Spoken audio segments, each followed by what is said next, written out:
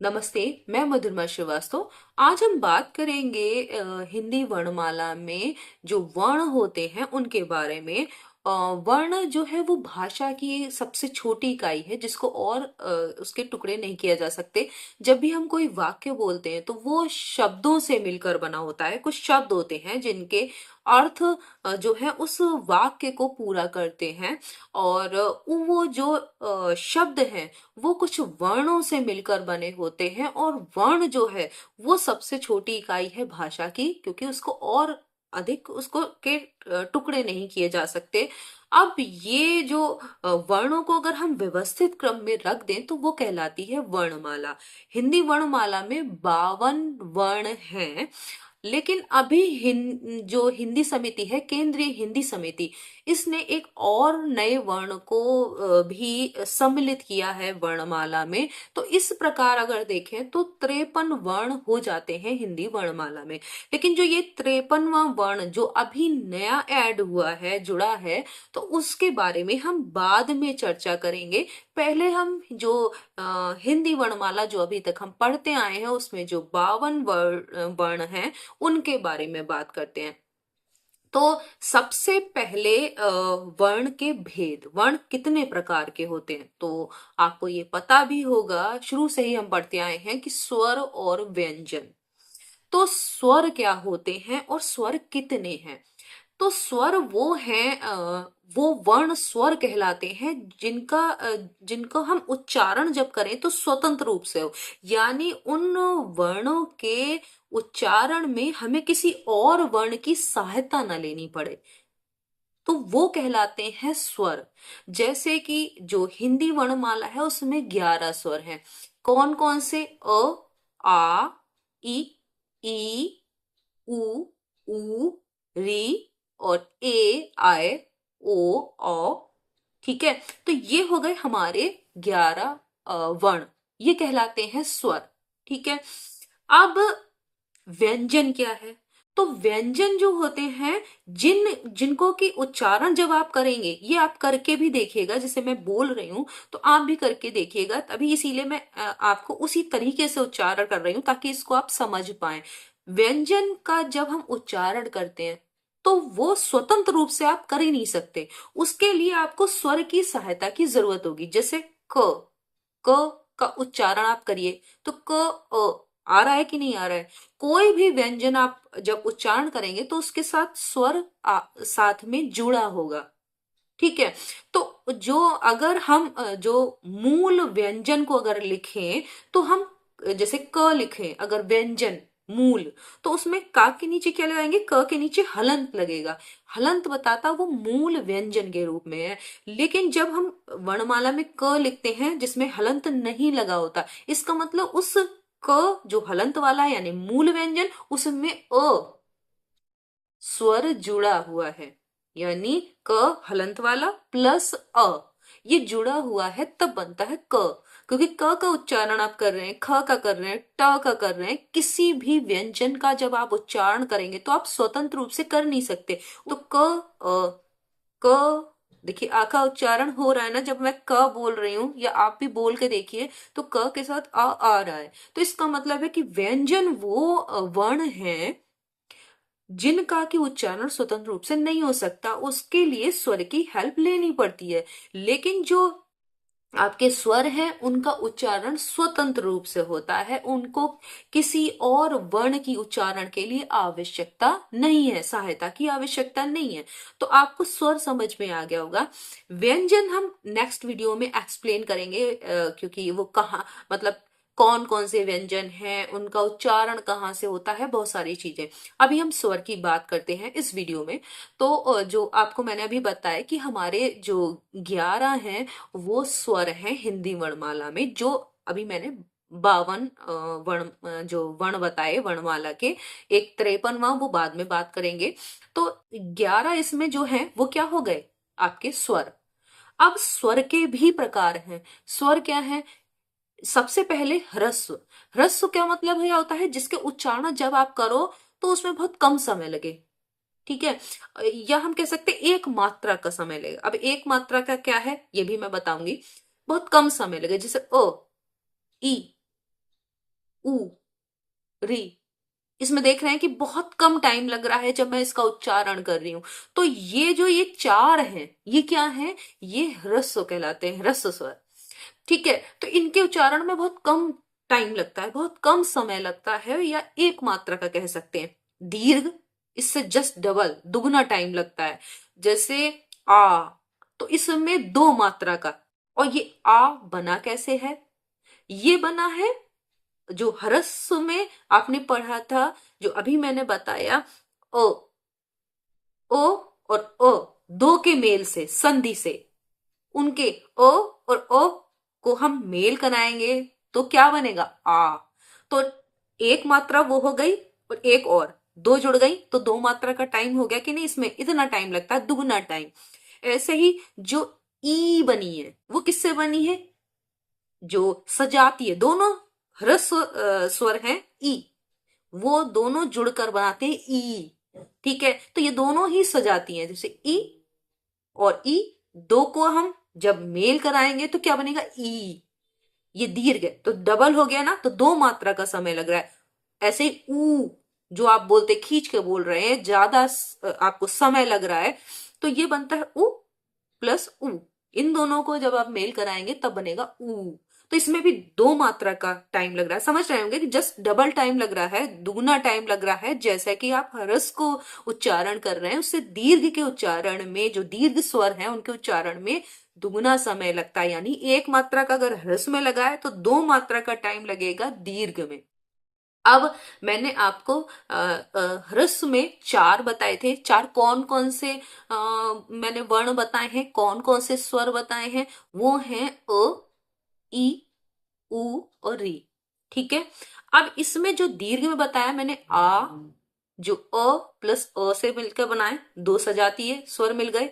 फिर ई, जो ई और ई, इन दो सजातीय से मिलकर बना। ऊ, जो आप समझ रहे होंगे, ऊ, तो ये बना ऊ प्लस ऊ, ये भी दो सजातीय के मिलने से बन गया। डबल टाइम लग रहा है, दुगना टाइम लग रहा है आपको बोलने में। दो मात्रा का समय अगर उसमें एक का है तो इसमें दो का। अब बचा ये, आपको मैंने ये बताया आ, ई, उ, ये तीन दीर्घ स्वर बताए। अब इसके बाद कौन से हैं, तो इसके बाद आता है ए, ऐ, ओ, औ, ये चार और हैं। तो ये जो है वो संयुक्त स्वर हैं। क्यों, क्योंकि ए जो बनता है वो अ और ई के मिलने से बनता है। अ यानी जो ह्रस्व वाला अ और ई, इनके मेल से बनता है ए। तो ये दो अलग अलग स्वर, दो अलग अलग स्वर हैं, अ अलग है, ई अलग है, और इन दोनों के मेल से बनता है ए। ठीक है, जो अभी आपने पढ़े थे, जो मैंने अभी बताए थे, आ, ई, उ, वो सजातीय ह्रस्व जो स्वर हैं उनके मेल से बनते हैं। और जो ए, ऐ, ओ, औ, ये जो हैं, वो जब दो अलग अलग स्वरों को जोड़ेंगे तब ये तीसरा स्वर बनेगा। जैसे अभी मैंने जो बताया ए, वो कैसे बनता है, अ और ई के मेल से। ए कैसे बनेगा, ए दो तरीके से बन सकता है। कैसे, ए जो है वो अ और ए के मेल से बनता है, आ और ए। अब ए को अगर फिर से देखें तो ए किससे मिलता है भाई, जो ए बना वो आ और ए के मेल से बना, और ए खुद बनता है अ और ई के मेल से। तो अ, अब जो ए हो गया वो अ प्लस ई हो गया, तो अ प्लस आ क्या हो गया, आ। तो या तो आप ऐसा कहें कि ए जो बनता है वो आ और ए के मेल से बनता है, या फिर आप ऐसा कह सकते हैं कि जो ए है वो आ प्लस ई के मेल से बनता है। दोनों ही सही हैं। ठीक है, तो आपको समझ में आ रहा होगा, मैं जो बोल रही हूं मैं वहां पर वीडियो में आपका लिख के भी आ रहा होगा, तब इसको आप अच्छे से समझ पाएंगे। आगे, अब ये ए और ए की बात हो गई, अब ओ की बात। तो ओ बनता है ओ, तो अ ओ, ध्यान से सुनिए, अ ओ, तो ये अ और ऊ के मेल से बनता है, अ और ऊ, तो ये दोनों ह्रस्व हैं, अ और ऊ, इनके मेल से बनता है। ठीक है। तो अब ये मिल गया। अब ओ किससे बनेगा? तो वैसे ही जैसे ए से ए, समझ रहे हैं? तो इसमें ओ जो बनेगा वो अ और ओ के मेल से बनेगा। और ओ खुद किससे बना? अ और ऊ से। तो अब दो बार जो ओ और ओ मिलके क्या बन गया? आ और ऊ के मेल से कहिए ओ को, य अ और ओ के मेल से कहिए, दोनों ही चीजें सही हैं। तो आपको ये समझ में आया होगा कि जो हमारे दीर्घ स्वर है उनमें दुगुना टाइम लगता है। उनमें भी दो कैटेगरी हैं, दो श्रेणी बटी हुई हैं। एक तो है जो बनते हैं, जो दीर्घ स्वर हैं वो ह्रस्व से बनते हैं, लेकिन वो सजातीय स्वरों के मेल से बनते हैं, जैसे आ, ई, ऊ। और जो ए, ओ, औ हैं वो दो अलग अलग स्वरों के मेल से तीसरा वाला स्वर बनता है, जो ये भी मैंने बताया। तो ये तो हो गए दीर्घ, जिसमें कि ह्रस्व से दुगना टाइम लगता है। ठीक है। अब आ जाते हैं तीसरे पे। तीसरा है प्लुत। अब ये प्लुत क्या है? तो प्लुत को समझिए कि इसमें क्या होता है, तीन मात्रा का टाइम लगता है, यानी और ह्रस्व से बहुत ज्यादा, दीर्घ से भी ज्यादा टाइम लगता है। जैसे इसका सामान्यतः प्रयोग जो है वो संस्कृत भाषा में किया जाता है, या फिर किसी को हम बुलाते हैं ना तो बहुत लंबा खींच के बोलते हैं, तो वैसा ही है प्लुत। अब जैसे आप ओम, ओम का उच्चारण करते हैं तो ओ को खींचते हैं कि नहीं खींचते हैं? जब ओम का उच्चारण करेंगे तो ओ को खींचेंगे। तो ये जो है प्लुत कहलाता है। जब ओम लिखा होगा, मैंने इस पे लिखा हुआ है, ओम लिखेंगे या बुलाते हैं राम, तो खींच रहे हैं आवाज को, सुनो तो खींच रहे हैं। तो ये हो गया प्लुत। तो प्लुत मैंने यहाँ पे स्क्रीन पे आपके आ रहा होगा कि कौन कौन से प्लुत में आते हैं। तो प्लुत वही स्वर हैं जो कि जिनको कि हम खींच के बोलते हैं, जिनमें कि दीर्घ से भी ज्यादा टाइम लगता है। तो ये हो गई तीन जो इसके भाग हैं, मतलब प्रकार हैं स्वरों के। एक ह्रस्व, दूसरा दीर्घ, तीसरा प्लुत। अब ये बात आती है कि ये स्वरों को मात्रा के रूप में कब प्रयोग करते हैं, क्योंकि हर समय स्वर जो है वो मूल रूप में ही नहीं लिखा जाता, बल्कि कभी कभी मात्रा लगाई जाती है। तो कब ऐसा होता है कि स्वर को मूल रूप में प्रयोग करते हैं और कब ऐसा होता है जब उसकी मात्रा लगाते हैं? तो जैसे अगर कोई जब हम कोई शब्द बोल रहे हैं तो उस शब्द में अगर स्वर पहले आ रहा है तो वो अपने मूल रूप में आएगा। और जब वो किसी व्यंजन के बाद मिलकर आ रहा है तो क्या होगा, वो मात्रा के रूप में हो जाएगा। मतलब फिर उसको ऐसे नहीं लिखेंगे, जैसे मैं कहूं उधर, अब ऊ जो है, ऊ वो क्या है? स्वर है।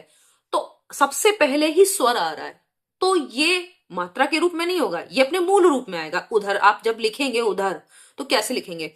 अब अगर मैं कहती हूं कुछ, अब देखिए इसमें भी ऊ है ना, ह्रस्व वाला ऊ। तो अब क्या लिखेंगे? क, फिर ऊ, और फिर छा तो नहीं लिखेंगे, ये तो उसकी जो हो गया संधि विच्छेद हो गया। जैसे आप क्या लिखेंगे? काम में ऊ की मात्रा लगाएंगे, लगाएंगे कि नहीं लगाएंगे? तो इस तरीके से, मतलब अगर मूल रूप में तब आएगा स्वर जबकि स्वर पहले हो व्यंजन से, और अगर व्यंजन के बाद है तो वो आप मात्रा के रूप में प्रयोग करेंगे, जैसा कि यहां पर आपको मैंने एक एग्जाम्पल दिया। अब जो ओ है, ओ, उसकी कोई मात्रा नहीं, आ की मात्रा है। जैसे आप शब्द अगर मैं कुछ बोलूं काला, है ना, लाल, तो इसमें मात्रा आ रही है। क्यों? अ, अब आ क्या है? ये जो आ रहा है वो ला के बाद आ रहा है। तो ला के बाद आ रहा है तो फिर क्या होगा उसमें?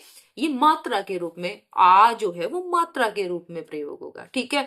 अब ऐसे ही ई की मात्रा और ई की मात्रा, ई में क्या होगा? जैसे किधर, का में ई की मात्रा लग रही है ना, क्यों? का के बाद आए, क ई ध र, तो ई का ई आ रहा है, पहले आ रहा है कि बाद में आ रहा है? का के, बताइए किसका उच्चारण आपने पहले किया? आपने व्यंजन का उच्चारण पहले किया, क ई ध र, समझ गए? तो ई जो है वो आपका जो है उस वो मात्रा के रूप में हो जाएगा। या आप अगर ई की मात्रा कहें तो कीमती, है ना। उधर और कुछ को तो मैंने बता दिया आपको कि एक एग्जाम्पल दिया ही था। जैसे हम कहें अब ऊ की मात्रा से, आप ऊ की मात्रा कहें तो कूदना, तो कू का में ऊ की मात्रा आ रही है, आ रही है कि नहीं आ रही है, तो ये हो गया कूदना। तो इसमें क ऊ द ना, अब तो इस तरीके से इसका विच्छेद होगा। तो आप देख रहे हैं कि दोनों में ही जब न के साथ आ रहा है या क के साथ ऊ आ रहा है तो वो बाद में आ रहा है। जब बाद में आएगा तो आप उसकी मात्रा के रूप में प्रयोग करेंगे, मतलब स्वर को एज इट इज मूल रूप में नहीं लिखेंगे। मूल रूप में तब लिखेंगे जबकि व्यंजन से पहले हो, ठीक है। तो ये हो गया। अब अगर इसी तरीके से आप ये समझ रहे होंगे, औ की बात करें, है ना, तो क्या होगा, जैसे औरत बोलते हैं आप, तो औ क्या है, पूरा मूल रूप में आ रहा है। कैसे, क्यों आ रहा है, क्योंकि भाई वो इससे र और त से पहले है, व्यंजनों से पहले है, तो इसलिए ये अपने मूल रूप में है, ये मात्रा के रूप में प्रयोग नहीं हुआ। अब अगर अगर हम ये कहें कौन, तो एक अभी मैंने बोला था औरत, तो औ पूरा ऐसे ही ऐसे आ रहा था मूल रूप में जैसे स्वर होता है। अब इसकी मात्रा देख, कौन बोला तो क औ न, का के बाद आया, तो ये हो गया मात्रा के रूप में, इसकी मात्रा लग गई। इसी तरीके से आप कहें ए की मात्रा तो कैलाश, है ना, या आप कहें ए की मात्रा केवल। री की मात्रा की बात करें तो कृपा, कृपा, गृह, घर को कैसे क्या बोलते हैं, गृह बोलते हैं ना, ग्रह नहीं, ग्रह अगर कहेंगे तो ग्रह का मतलब वो प्लेनेट यानी जो आकाशीय पिंड है वो है ग्रह, लेकिन जैसे हमारी पृथ्वी। लेकिन अगर हम घर को बोलेंगे तो गृह बोलेंगे, तो किसकी मात्रा आई, री की मात्रा, ग री ह, समझ गए। तो इसमें तो ये जो हो गए कि मात्रा जो है के रूप में स्वर कब प्रयोग होता है, वो कब अपने मूल रूप में आता है, इसको आपने समझा होगा। यानी अगर व्यंजन से पहले आ रहा है तो वो मूल रूप में होगा, और अगर व्यंजन के बाद जुड़ के आ रहा है तो क्या होगा, तो फिर वो जो है वो मात्रा के रूप में आ जाएगा। अब हम एक और चीज जानेंगे कि जो स्वर हैं वो हमारे, उनका उच्चारण हम कहाँ से करते हैं। तो कुछ चीजों को आप ये समझ लीजिए, बहुत ध्यान से देखिए।